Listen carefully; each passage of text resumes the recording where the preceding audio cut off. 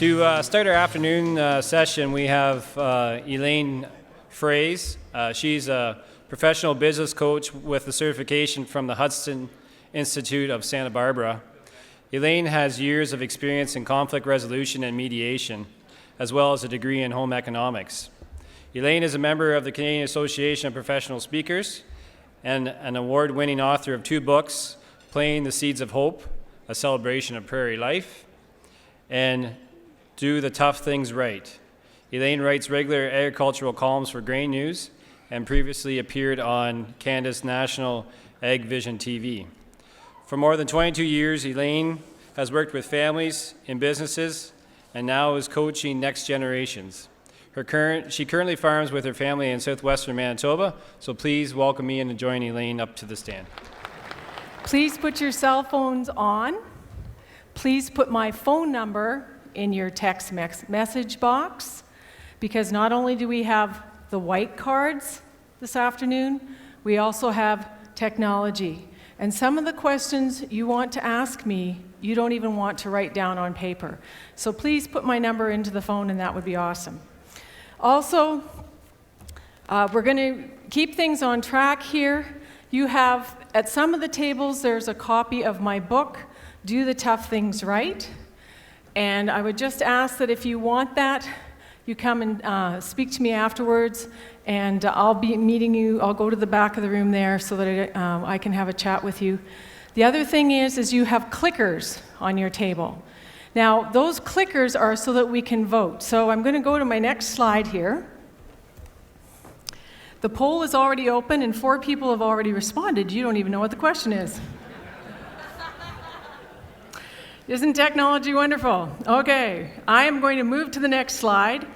That's what the next gen needs for succession success. That's what we're talking about. But just to see if your clickers are working, I open up the polls. If you have an updated will, hit number 1. If you don't have a will, hit number 2. If you don't know what the heck a will is, hit number 3. Now, there's a lot more people in the room than we had clickers. So if the clickers are on your table, each clicker will take 2 responses. So young farmers, you get top priority because this session is about next gen. So the young farmer at your table votes, and then he or she gives it to someone else to vote, okay? So let's see how that works.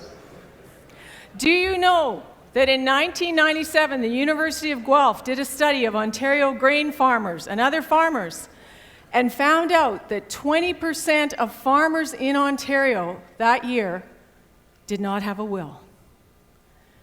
You know why? This morning, Evan said, as long as you figure out the why, then people will work on creatively developing the how, right? And I really, really resonate with what Evan said this morning. The reason you don't have a will is because as soon as you sign it in the lawyer's office, you're going to go home, plant your corn, and die. Really? That's what you truly believe. So today, I really want to shake you up because I'm not here to be liked. I'm here to get you to act. And so when I put the results of the poll, only 87 of you have responded, so we'll go with that. There's 99 clickers in the room. Look at that. 47% of you who answered, and that's not those of you who don't have a clicker. That stinks, guys and women. Why are you not doing the basics to protect your family? You can get 120 bushel, 164 bushel corn, amazing wheat, amazing soybeans.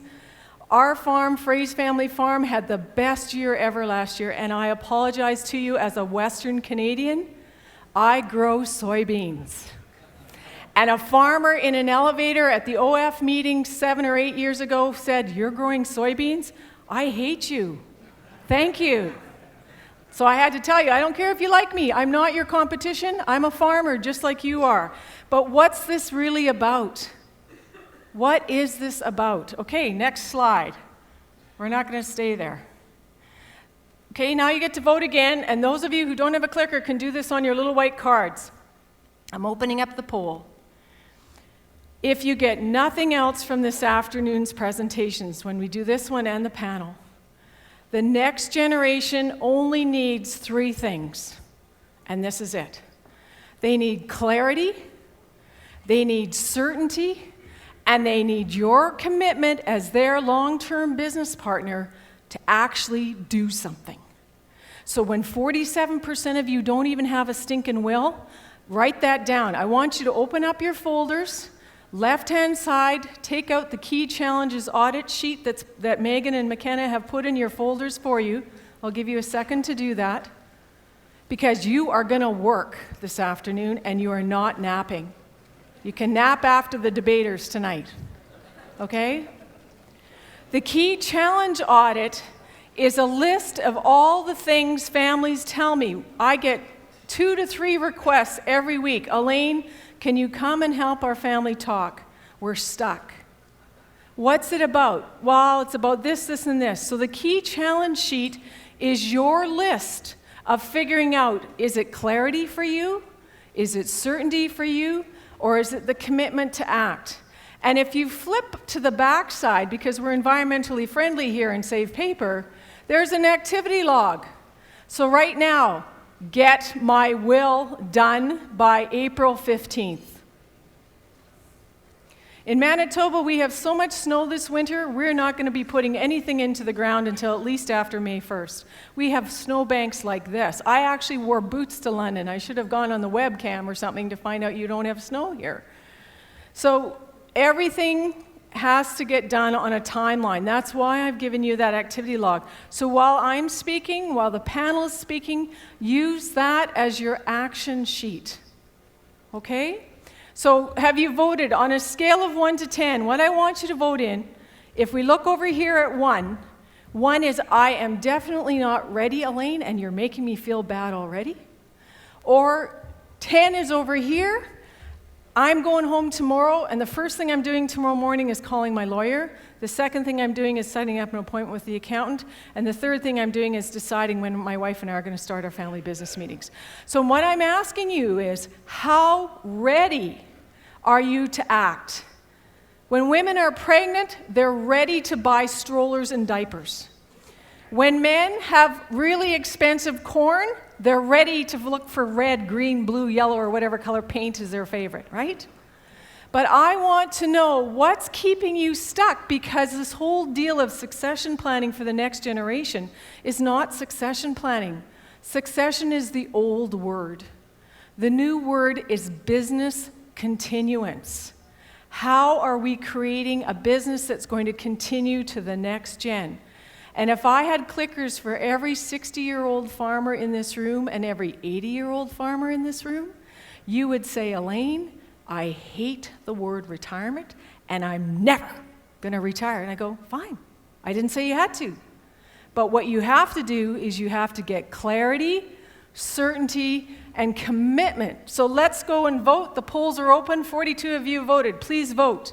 On a scale of 1 to 10, 1 being, I am not ready to do these things, Elaine, but 10, I am ready. Okay? So push number 1 if you're not ready, push number 10 if you're ready, or whatever number it is in between. This will also help you when you're dealing with seed dealerships, people that are your suppliers. The book that I got this from is called Instant Influence. If you can ask the question to your son, on a scale of 1 to 10, Jeff, how ready are you to show up at work at the farm at 8 o'clock every morning? And Jeff is 23 years old, and he likes to sleep late. On a scale of 1 to 10, Dad, how ready are you to make that appointment with the lawyer so we can start talking about our shareholders' agreements? Do you see how this is useful? Is you're not just getting a yes or no answer, you're getting a degree of commitment. Okay, there's 88 of you who've responded. Boom, look at that, Megan. There you go. All of you who are in the 12% range, go to sleep. You're not ready to change. That's fine. But anybody who's 5 and higher in the room, we have 28% of you who are at 9, ready to change. So I'm going to ask the 8s and the 7s and the 6s, why didn't you pick a lower number? Do you realize that it doesn't matter what your net worth is on your grain farm? Because if you don't get your act together with the family dynamic in business, your business is not going to continue, which is why I am never going to be out of work. And people ask me when I'm retiring, and I'm planning to do this till I'm 70. And if I get grandchildren, I'll be quitting earlier. We'll see what happens. So here's the key question. In your heart of hearts, for next generation success, what is it that you really, really want? Could you write that down on your activity sheet? 2 or 3 things. What is it that you really, really want? I suspect you want a happy family. I suspect you want a profitable farm. I know that you want to be able to sleep at night. Cal asked you, what is keeping you awake at night? Is it selling when the prices were going in the opposite direction to what you sold? Or is it keeping yourself awake at night because it's gone the other way? So my question is, what's keeping you awake at night in terms of the next generation's legacy? I know what's keeping the next gen awake at night because they tweet me, they Facebook me, they email me, they call me, and it's very clear. They want certainty, they want clarity, and they want commitment to act, because in agriculture today, we're in the golden zone, and they don't have to be your next successor or business partner on your farm. They have many other options. But in their heart of hearts, that's what they really want. Okay? So let's get clear about what you want, and now you can vote. Got some things on the board here for you to vote on, and those of you who don't have clickers, figure this out for yourself. Is it written agreements is the most important thing that you want? Is it timelines that are honored? Someday, son, this farm will all be yours. Lie. That is not true. And if that's the script you're getting from your parents, go home and give your head a shake. Conflict resolution, huge problem. Regular business meetings. I was working with a young family in New Brunswick. They had a young farmer seminar there, and they said, Elaine, we've got to make some significant shift here. They went home. They started having regular business meetings on Tuesday night at 8 o'clock. I saw them later in Halifax at a young farmers forum, and they said, thank you, thank you, thank you. It's just so much better now on our farm. Does it cost you money to have a meeting on your farm? It costs you intentionality. Okay, learning to be a better listener, but here's the kicker. I would really like to know what the heck my parents want, because they never tell us what their future plans are. And here's the newsflash, younger generation. The reason mom and dad aren't telling you what their plans are is because they don't know. It's also because mom's plan is over here and dad's plan is over here. Yes, dear, yes, dear, yes, dear. We're staying home for the winter. I would like to travel. I would like to haul grain. I would like to go see my daughter in Calgary. We don't need to go to Calgary. She can come here. Okay? So we got stuff happening between mom and dad, and that's where the wedge of conflict comes in, right? Because you can play one parent against the other, but only for so long, because triangles and conflict are not healthy. Okay, only 26 of you have voted. I'm waiting for the other 80 of you. Out of these 7 points, and don't wimp out with the number 7 clause, because that's all of the above.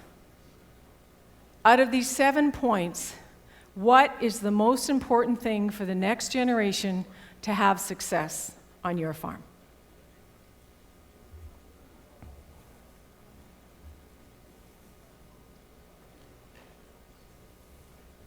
You're only going to get to vote 7 times, so enjoy it while it lasts. Okay, I'm cutting you off now. Going once, going twice, sold. Okay, there we are. A lot of wimps in the room. They picked number 7, 32%. 23% of you said parents to share their future plans. 26 of you said regular business meetings. And some people are funny. 8 and 9 don't even exist. So you're asking questions that aren't in there. I'm glad you have a sense of humor. We have to make this fun. The clickers, we tried to distribute them to the youngest looking people in the room because we wanted the next gen farmers to respond. So if you're the youngest guy at your table with gray hair, you're feeling pretty good right now. That's great. Okay. And just so the grain farmers directors know, all of this information that I collect today, I can give back to you because it's being captured as we speak. When I did my coaching certification 10 years ago in the lovely beaches of Santa Barbara, California, I had to come up with a thesis. And my thesis was, there's a bull in the middle of the room. And for those of you who used to watch AgVision TV with Kevin Stewart and myself, this is the bull that I travel with. This is my talking stick. When I do a family meeting, we pass the bull around. We don't talk bull. This is whoever holds the bull gets to speak. But what's curious about the bulls in our farm is everyone knows it's there. Some people will call it the elephant in the middle of the room. But what is it that you really want? You want to have courageous conversations.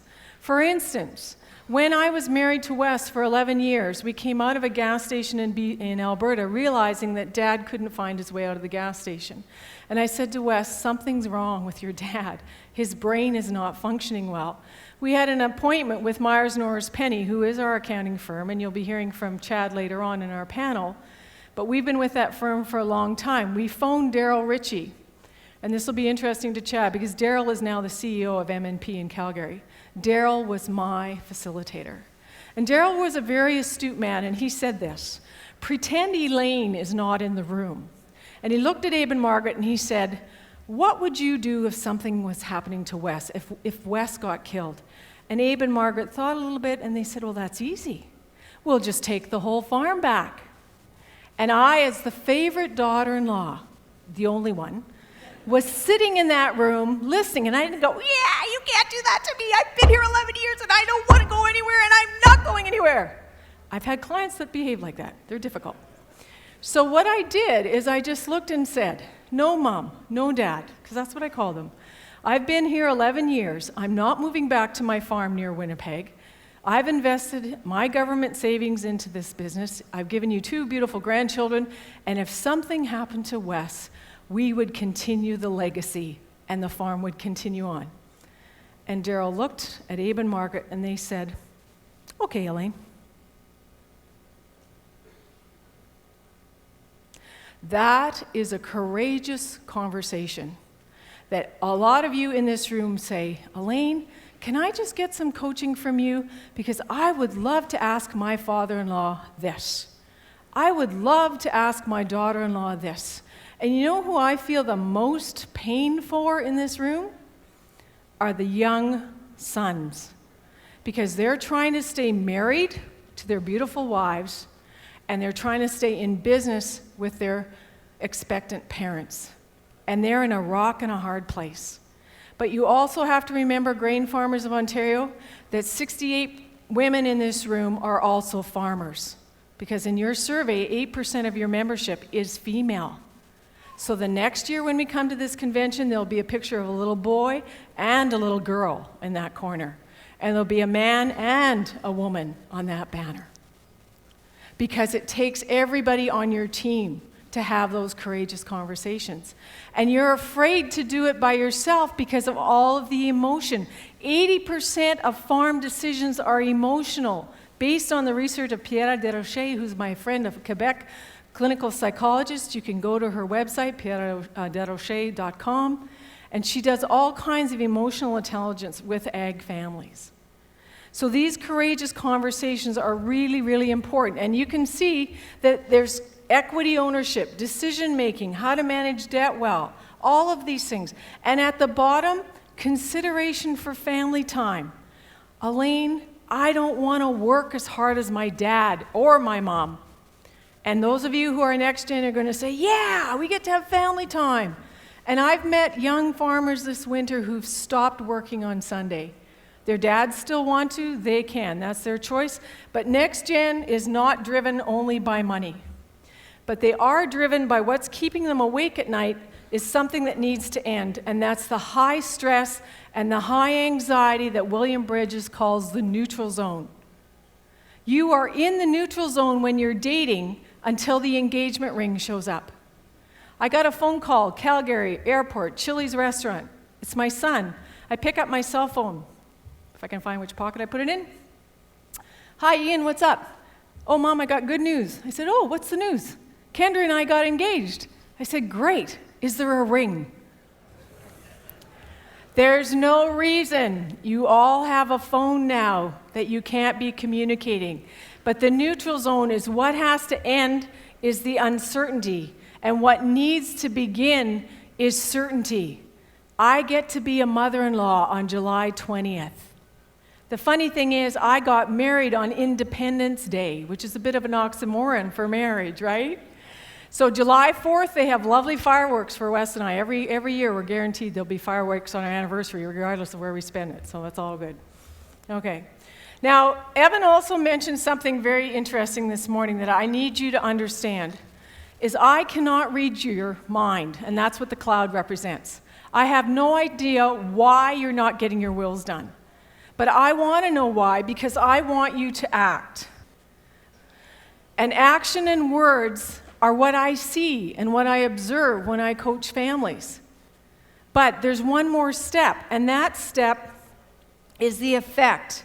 So when I was in that meeting with Daryl Ritchie, I could speak to the impact of my parents-in-law decision and say, no, that's not going to happen, because my intent, my why, is I am going to stay here and build legacy with the Froese family. I am not moving everything back to Dugald. So what I want you to do is start asking better questions. Mom, Dad, why are we not getting clarity about the vision of this grain farm? Son, daughter-in-law, what is your intent for debt? How much can you manage?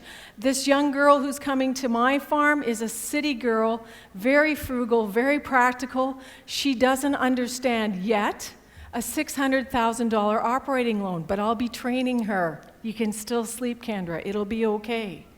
Do you see where I'm going with this? So this is exactly what Evan told us this morning. People will be creative with the action as long as they can build on the why. So this is what you have to start doing, is making your intent clearer. You also have to figure out what your bulls are, which is why Megan gave you that sheet, the key challenges. And I'm very quickly now going to go with you through some of the key challenges that I see. Oh, we'll vote one more time, because this is fun. I opened the polls, and all you have to do is press your age. So if you're in your 20s, I want you to press 2. If you're in your 30s, I want you to press 3. I paid $3,000 for this point.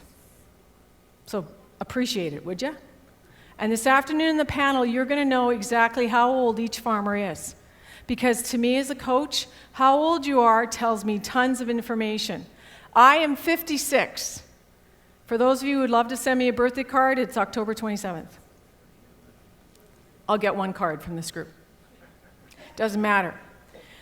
56, unfortunately, for the women in this room, you're looking at the average age of a widow in Canada. And you're going to go, that can't be true. Yes, it is. Globe and Mail. You take off the top demographic that spurs the statistics. I am the average age of a widow in Canada. Now, Evan also said this morning that you will be motivated by fear. So that was my question. What's your fear? My fear, and I get goosebumps telling this, my fear is Wes dying next week. It's actually my husband's birthday today. So, grain farmers, we could sing happy birthday, tape it, and then he could see it on YouTube later, but we'll skip that part. That's okay. We're both now 56. My fear is, what do I do if he dies with all the information of managing our seed farm and our export company in his brain? And so we have the next 10 years to groom our son Ian, who's now 24. What is your fear? In your 20s, you need to be independent. In your 30s, you need to master success. In your 40s, you need to have ownership, take charge, and control, which is why when I got a phone call last week from 519 somewhere in Ontario, she said, "Oh, Elaine, we've been on this farm for 20 years. Dad has 4 separate farm properties," which you do in Ontario because your farms are very divided in different acreages than they are in the prairies. Dad has now started gifting parcels of severed land off for beautiful houses. But what Dad has not done is had the conversation with the farming son who's built his equity and kept and created and captured the wealth for the last 20 years. And I sent an email back and I said, "What happened? Why are you not having a conversation with your father and telling him he cannot do this?" And the father said, "I'm going to do this, and then you brothers, then you can work it out." Not fair. I wrote a piece in Grain News, for those of you who get Green News, called Cain's Legacy. It's your responsibility as parents to navigate the wrath of your children when they're children. And when they're adults, you need to bring everybody together to the table and act like adults and say, this is what I need and this is why. What do you need? How can we make this win-win? Okay, 91 of you are happy to tell me how old you are. Good. Look at that. 33% of the people with clickers are in their 20s. And there's somebody here who's 100. Yeah, right. I'm sure that's right. Okay, let's look at what mom and dad need. They need to know that no matter what happens on this farm, they can put food on the table. What's their income stream? Have you done your income taxes yet? And were you truthful about what your family living costs were? They also want no fear of the next gen creating failure. Land in Saskatchewan last year went up by 23%. We have a new monster in Saskatchewan. It's called greed.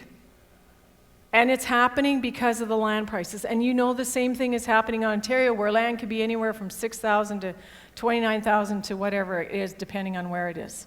Mom and dad also need a decent place to live. They also need to figure out, well, what are our expectations to these non-farming heirs? Oh, I'll just cut them off a piece of the farm and give them a nice place to build a $600,000 house. No, you won't. Because this is a business, and the business needs that land. Park yourself in the bush somewhere. As long as it's not the sugaring bush, okay? And then less stress and complexity. You can all stop at Staples on your way back to your farm and buy yourselves one of these. Because when I do polls of my audience, why? Why are you not getting this done? They'll say, Elaine, it's too complex. It's not easy. That was easy. Get yourself a button, okay? Okay, now this is what it's about.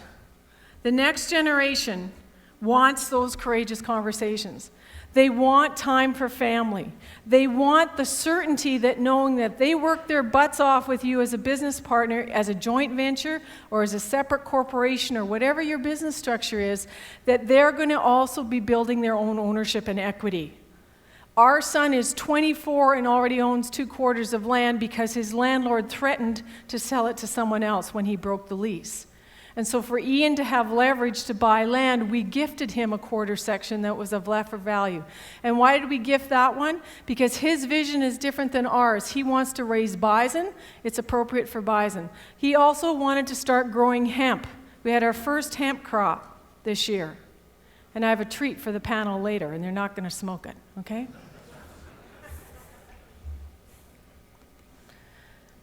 Now, in my book, Do the Tough Things Right, I had to decide what the chapters are going to be. I'm going to open up the vote one more time. Look at this and ask yourself, is our issue in our family fairness? Is it finances? Is it unresolved conflict? What is it? Lack of forgiveness and respect? I got daughter-in-laws just busting to be on that computer, just busting to manage. I was overhearing a conference communication this morning at breakfast. There was a young woman talking about managing an elevator. And I know who you are, and you can talk to me later, but I thought your conversation was fascinating this morning, because obviously you're running a large business with your mother, which is awesome. Fear of failure. Another problem in Ontario is there's a lot of men and women in this room who do not want their children, the next gen, to be more successful than they are. And that's, a little few heads are shaking right now, and that's sick. Why cannot the next generation create more growth and innovation and make your grain farm and your grain business absolutely awesome? What's wrong with that? The next one is fulfillment of roles. If I'm not driving a Chevy pickup and putting diesel on it and have farm plates, who am I? No worries, Dad, we'll write that into the agreement. And Chad, in Saskatchewan, part of the succession agreements are Dad gets a new pickup truck whenever he wants one. And that's all he cares about. So you can make Dad happy for $50-some thousand a year, or whatever your truck's going to cost you, okay? And then the last point is stress. What is keeping you awake at night? So I'm just curious, we're going to vote one more time. Oh, what did I do? You voted already? Oh, I'm going to redo this one. Hang on.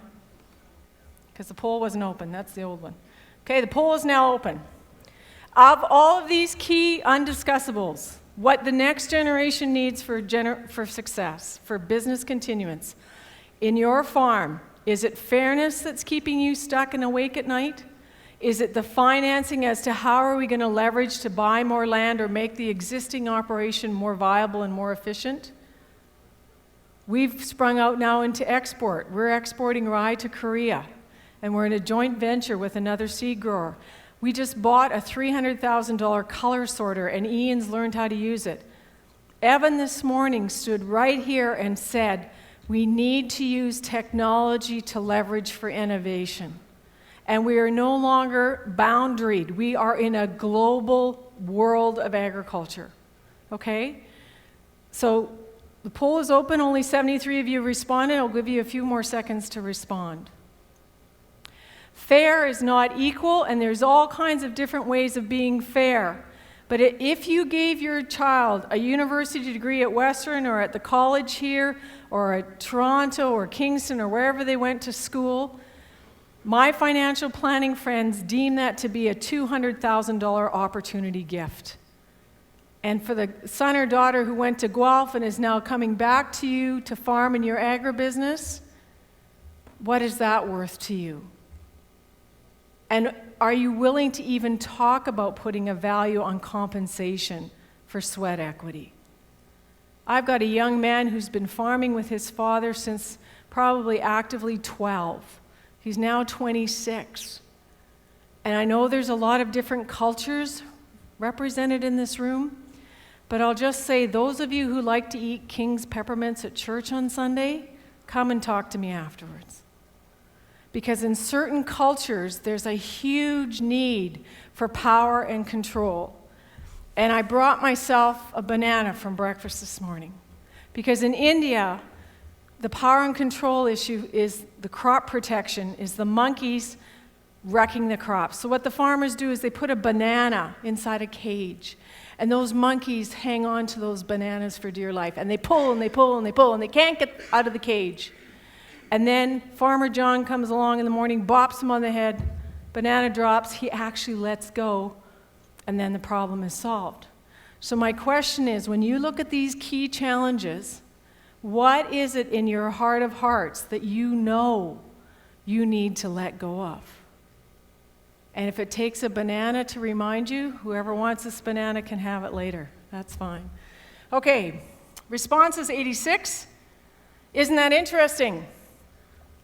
My book is based on what you just voted on. So fairness is the first chapter. Finances, 23% of you. Number 3, family fights. Number 4, 13% said forgiveness.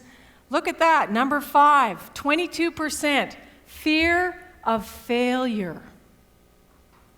Wow. What would it look like if you went home and said, Dad, let's go for a drive? What are you thinking about? What is it that keeps you awake at night? And he turns around to you as you're driving that pickup and he says, you know, son, I can't take the volatility anymore. I can't take what Cal was talking about the markets not being predictable. The cycles are all gone. Evan Solomon tells me, what's the new normal? Did you know that normal is only a setting on your dryer or your washing machine or your dishwasher, if you looked at your dishwasher lately? So here we go, folks. We are on a bit of a roller coaster ride because I could talk to you about these things all day long because my goal is for you to look at the questions you need to get answers for. Fairness. And the first 100 of you who registered for this conference, if you look in your inbox, my gift to you is an e-copy of my book. Because I want every farmer and farm family in this room to get it done. Because life happens. My mother was 65 when she died at harvest time in the middle of harvest. I want you to think about your compensation for sweat equity. I have a tool. If you would just simply give me your business card and put Dr. Baker on the business card, I will send this to you. It's an Excel spreadsheet, and I just saw John in February when we were together in Indiana. And it shows you how you as a young person have, at age 20, 25, 30, 35, help keep, capture, and create the wealth of your farm. And there's an actual concrete way that you can put that onto a spreadsheet. So ask me for that. Your finances, this was a big worry to you. So what are you doing about it? Do you have business strategy conversations with your accountant? Do you know what your viability is? Do you know how much debt you can service? I mediate for the federal government, so I see farmers when they're being foreclosed on or when they're having issues with their creditors. And an $84,000 personal visa bill, cha-ching, cha-ching, to run your farm is not a good habit at 24.5%. Okay, so there's all kinds of things here. What are your alternate income streams? And do you have a hot clue what it cost you to live in 2012 for family living? And I apologize deeply to my husband because I was in Manitoba speaking to the pulse growers, and I said my number was pretty big. And then it got back to Wes, and he said, Elaine, we're not spending that much money. I said, well, dear, actually we are. But we spend $70,000 a year on what you would consider normal family living. But it's our goal to spend as much on other families as we spend on ourselves. But that's our value.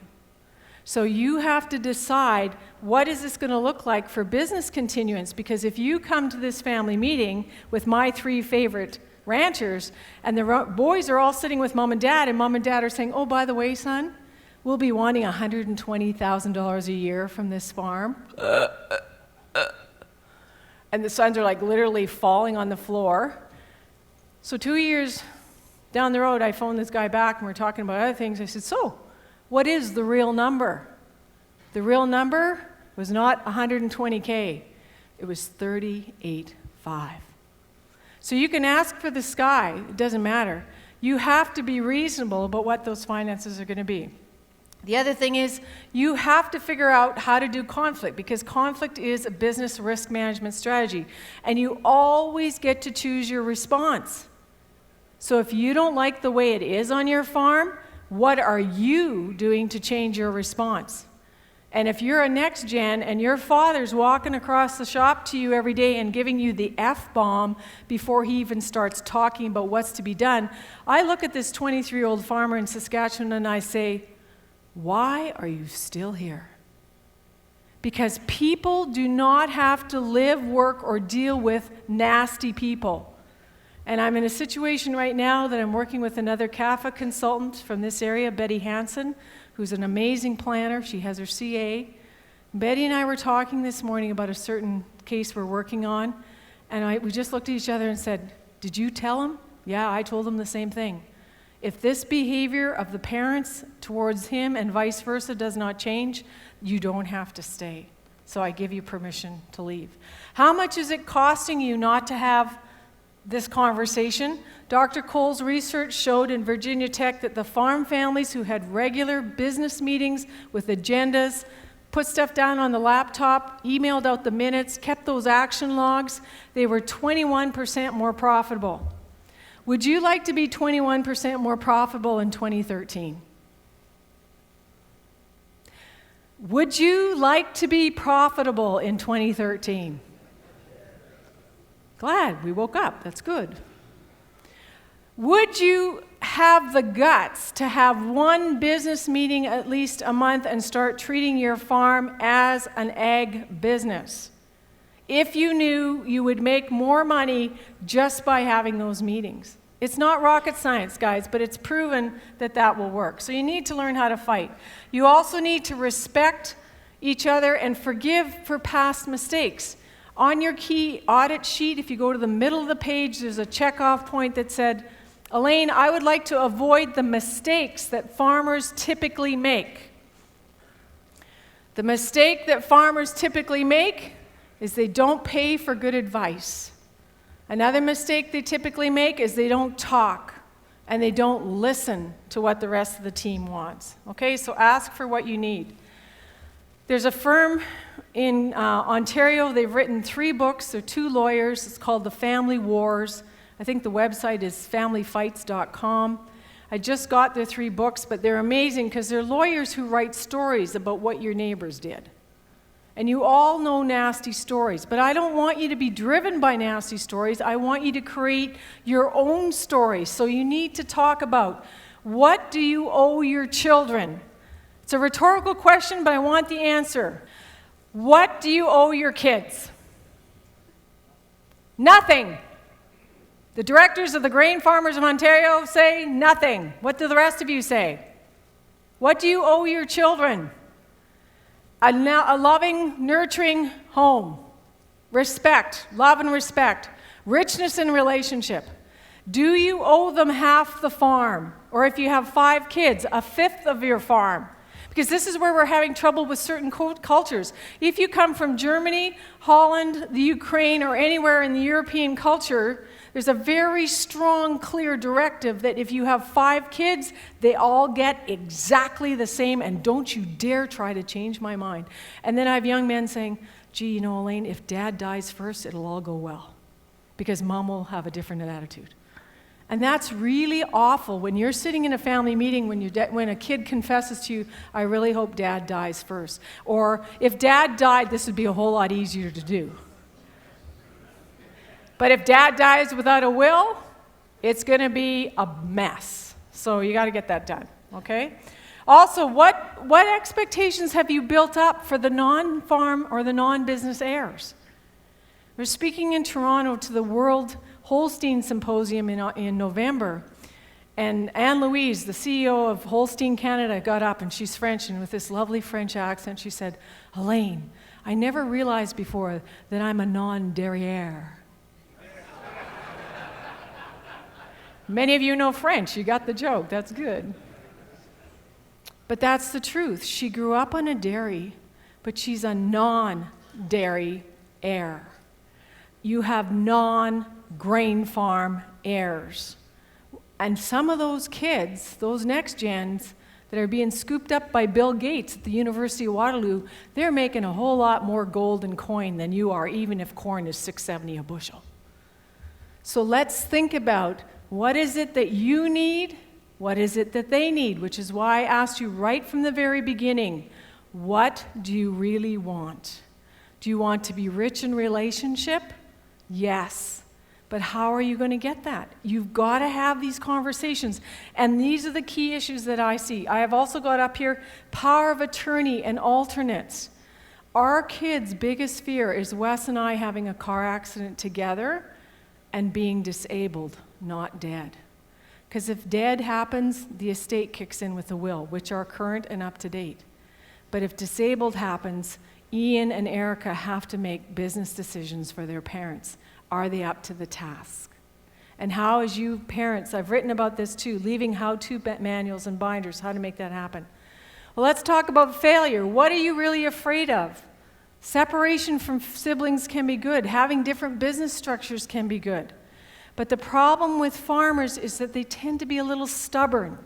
So if you go to elainefroese.com and click at the bottom left-hand page, you'll find my webinar called Managing Stubborn Farmers. It's really exciting stuff. Because on one side, it's going to be this way. And then the son or daughter who wants to be the next gen says, no, Dad, I think it should be this way. Is it either or? Do we grow hemp or do we not grow hemp? How is that decision made? Is it a tug of war? No, it's a business plan. Ian shows up with a business plan. 2011, he says, here, Dad, here's the business plan. We can grow hemp. We're going to net really good coin per acre. I think we should do this. We are certified seed growers. Wes is thinking, stalks this high, really raggy plants, not really good weed control. I think this might mess up some really clean crop. Okay, 2011 comes, and in Manitoba, out of 5,000 acres, we seeded 500. Excessive moisture, the water risk that also was mentioned this morning. So fast forward 2012, we'll try again. Best thing we ever did, except on July 4th, 4:30 in the morning, it's about to be our anniversary, and we're watching the big white combine come in from the west. You know what the big white combine is, don't you? With it came 4 inches of rain. Blessing and cursing in the same project of weather. 4 inches of rain, which saved our entire farm. It was $1 million rain. The hail, not so good. But the hail didn't knock back the hemp enough to wreck the entire crop, and we still made a really good profit. Why am I telling you this story? Because Ian is our next gen. I'm the mother of a next-gen farmer, just like many of you parents are. And we need to listen to them and see what their vision is and how it can complement and aggregate what our vision is. And he's like a kid in a candy shop when he talks about hemp. So what do you need to do? And are you using money to manipulate? I'll give you that if you plant this, but I won't give you that if you plant that. It's not this or that, guys. It's a dance, a polarity, a stubborn farmer. If you're stuck in this mode and you can't dance back and forth on this infinity loop of it can be this way or it can be this way, or it's an and, it's not a but. Just think about what the possibilities are. There's huge potential on your farm if you would go for that possibility. And deal with your stress. I'm a survivor of postpartum depression. I do fundraisers for that in Manitoba for the Eden Mental Health Center. For those of you who are nurses in the room, I've had 23 shock treatments. And I'm thankful to be healthy. And I've not been on antidepressants since 1985. Let's talk about depression, which can be not only chemical when you have a baby like I did, it can also be circumstantial. And my son went to a funeral last week for a young man who committed suicide. They didn't see the signs. His mother was a doctor. So, what are you doing to take good care of this? Mind, body, and spirit. Because you are not a machine. The John Deere tractor can get service, but what are you doing to service yourself for prostate cancer? And don't tell me you don't know who your doctor is because you don't have one. And don't tell me you haven't gone since you got your Class 1 semi-license renewed, because I know that's the last time you went. Enough said. All right, it's getting far too depressing, Elaine. Let's move on, okay? When I listen, people talk. What do you need for an effective meeting? You need a talking stick. Get yourself a Beanie Baby Bull, some stuffed toy that your grandchild is willing to give up. A flip chart. But get yourself regular timelines that you're actually going to do that. And those white cards that the grain farmers gave you, those are what I call undiscussable cards. Those are a great place to put the actual issue on the card. So one of our issues right now is Ian showing up for work on time because he's in a managerial role and he acts like he doesn't care some days. But what the problem is that they just don't use their phone to say, oh, by the way, Dad, I'm out checking the crops. I'll be at the farm by 10. Oh, by the way, Dad, the parts that we thought were in aren't. I have to go to the border to pick them up. Okay, question. Looking at succession planning with my parents and their farming business and another farm-related business. After looking and asking, there does not... I just got an incoming call. Sorry. Okay, technology's great. Here we go. After looking and asking, there does not seem to be a person that offers this type of service that deals with accounting, legal, and social. Where do we go for advice? Good question. In Ontario, you go to CAFA, CAFAnet.com, and then you punch on directory of providers, and then you punch on Ontario. I've already given you the name of Betty Hansen. You have Bob Ross in Guelph, and there's a whole CAFA network here in Ontario. You have ElaineFroese.com. I will work with you by Skype. And someday when I get invited back to Ontario or come again, I will do some coaching. I'm coaching a family tomorrow that I've already been Skyping for the past 2 months. There is trusted advisors available, but it's the emotional, conflictual communication piece that's the hardest, guys. You all know to go to your accountant, but most people in Myers and Orr's Penny are more than happy to call me up and say, Elaine, I have this really interesting family. And when I hear the word interesting, I know they're highly conflicted, okay, because they're interesting. Okay, so good question. So where do you go for advice? You can go on the internet. I have tons of webinars. All my work that I've blogged about on Grain News is all on my web. You can use the book. But really, guys and women, it's about the conversation. And that's what Evan said this morning, too. He said it's about connection, and it's about relationship. And I'm getting now calls from Brazil. I had Zé Carlos in São Paulo send me an email. He turned my bio into Portuguese, and I'm now being floated around São Paulo. I don't speak Portuguese, but that's not a problem because the Carlos will translate for me, and you know what? He dated a girl from Brandon. It's unbelievable. You have no idea how small this world is. So thank you for that question. Where do you go for good advice? Talk to me and I'll refer you. But CAFANet.com is the Canadian Association of Farm Advisors.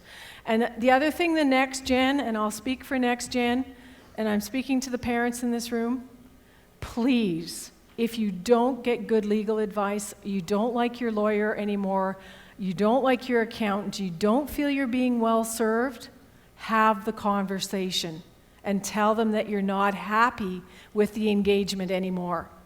Because the biggest problem with the baby boomers and those older up in their 70s and 80s is they're extremely loyal and they don't want to ruffle feathers. We'll just put up with it. It'll be fine next time. No, it won't be. Okay, personal profiles, action styles. Some of you are action-oriented. I'm wearing green because I missed the St. Patrick's Day party in London last night. No, I didn't. I was right next door in a restaurant to all those lovely college students. But I am a little bit Irish, and this is the pin that my mother bought in Ireland, which is interesting because I married into a Mennonite family, and I love to dance, as you might know the way I move across the stage. Anyway, why am I going here? Because I am a direct communicator, and I need to be honest and transparent.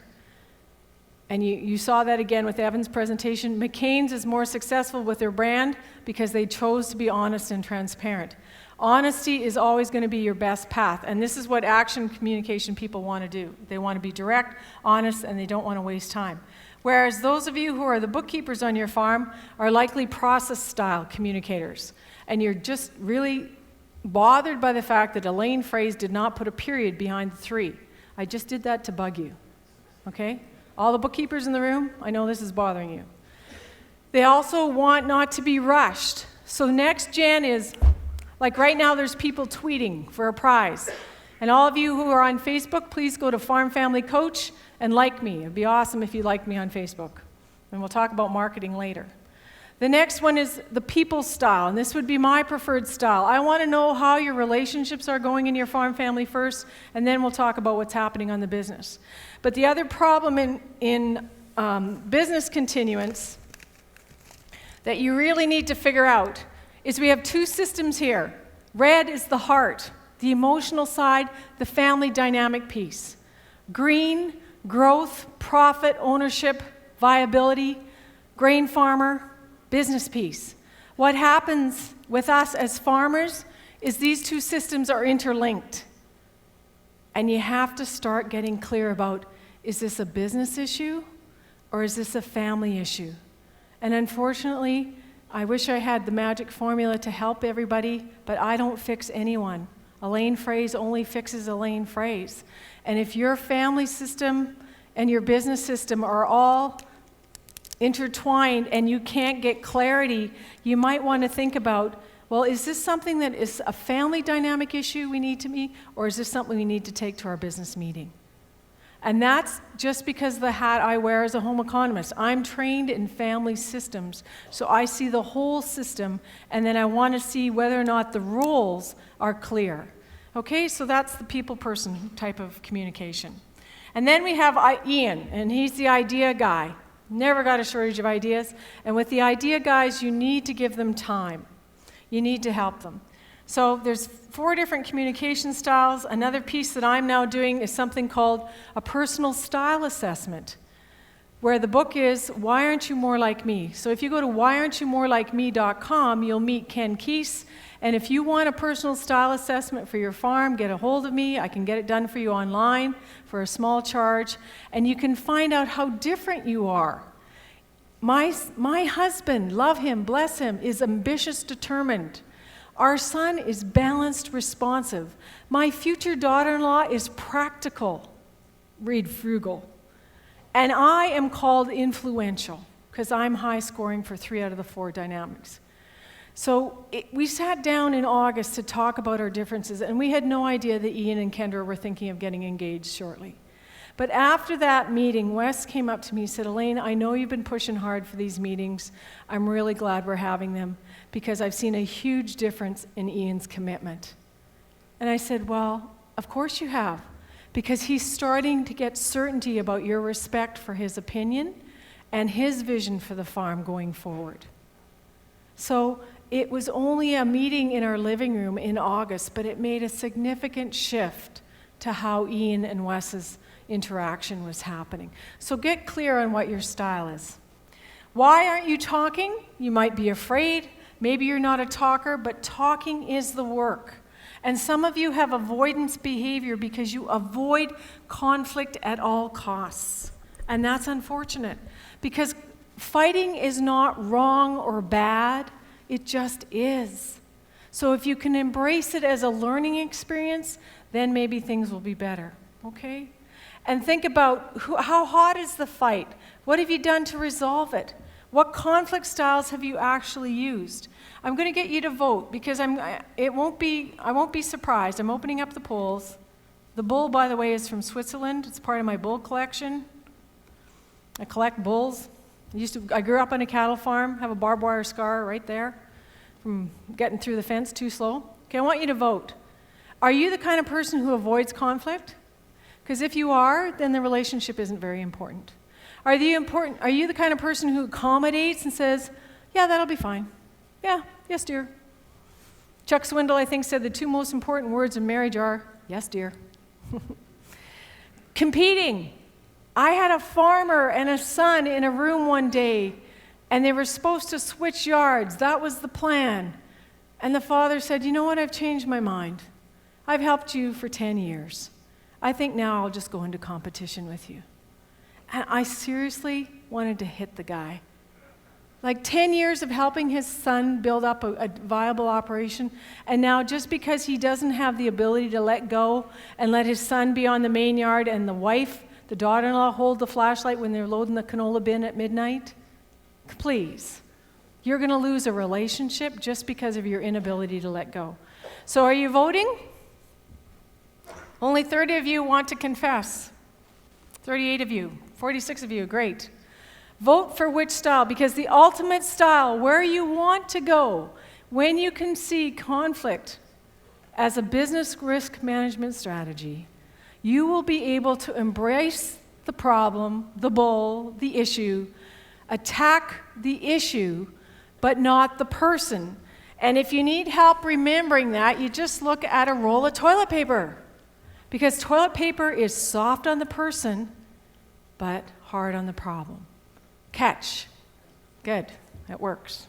All right. Let's see what we voted on here. Conflict attitude of the grain farmers of Ontario is 40% of you said compromising. 29 of you are split at collaborating and accommodating. And 1 out of 5 of you confess that, yeah, Elaine, I have a tendency to avoid it. So good on you. Because you know what this is? It's just a little bit of self-awareness. If you want to come and vacation in Winnipeg, we have an amazing place called resolutionskills.ca at 1900 Portage. You can fly in for 2 days with your business team and do dealing with difficult people. Or you can fly me in and I'll come and help you out. We'll do it the other way.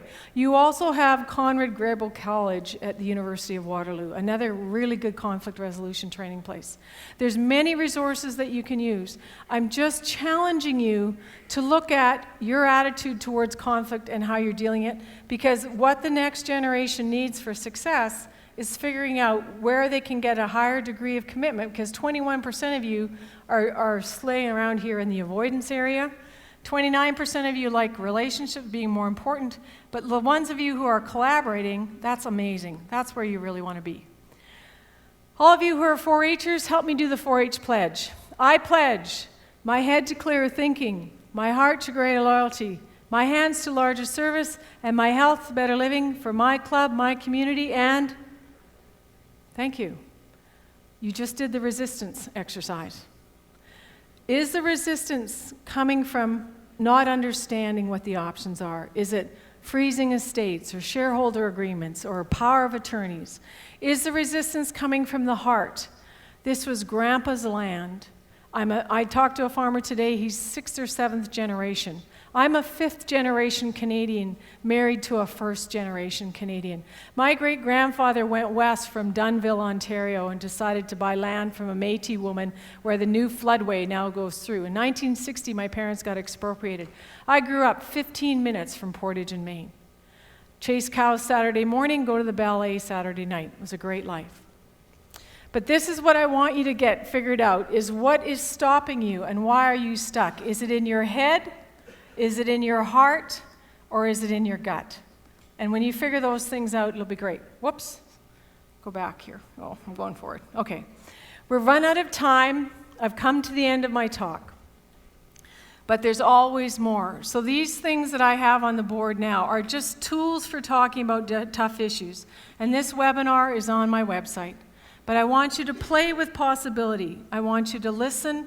I want you to give chance for assumptions to be broken down. And I want you to cultivate trust.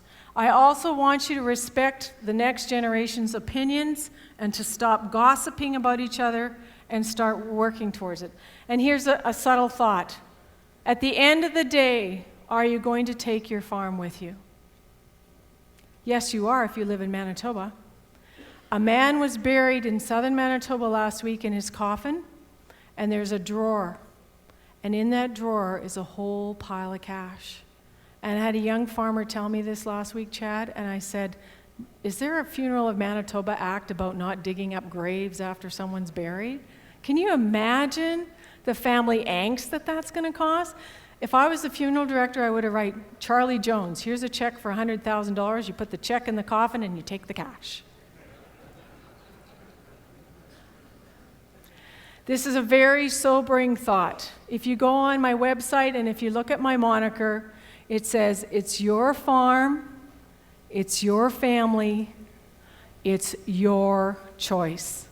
Please, from today's seminar, fill out your audit and make good choices. Thank you very much.